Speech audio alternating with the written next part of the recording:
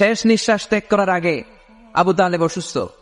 আবু জাহেল, উতবা, সাইবা একদিকে, আমার নবী আরেকদিকে। আমার প্রিয় নবী বললেন, চাচা, আজীবন আপনি ছাতার মতো আমাকে আশ্রয় দিয়েছেন, আজীবন আপনি বাবার মতো কোলে পিঠে করে মানুষ করেছেন, একবার শুধু আমার কানে কানে বলেন লা ইলাহা ইল্লাল্লাহ মুহাম্মাদুর, বাকিটা আমি আল্লাহর সাথে বুঝে নেব। কিন্তু আবু জাহেল পাশে আসে না নাই?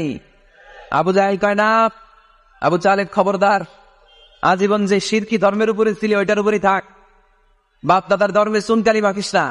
একবার আবু তালেব প্রিয় নবীর নুরানি চেহারার দিকে তাকায়, মনে মনে ভাবে এখনই পড়ে ফেলি কালিমা, মুহাম্মদের আদর্শই আমার আদর্শ বানায় ফেলি।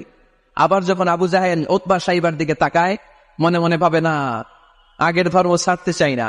এই দোটানা অবস্থা থেকে শেষ নিঃশ্বাস ত্যাগ করার আগে আবু তালেব এটা বলে মারা গিয়েছে, আলা মিল্লাতি আব্দুল মুত্তালিব, আমি আব্দুল মুত্তালিবের শিরকি ধর্মের উপর থেকে শেষ নিঃশ্বাস ত্যাগ করলাম।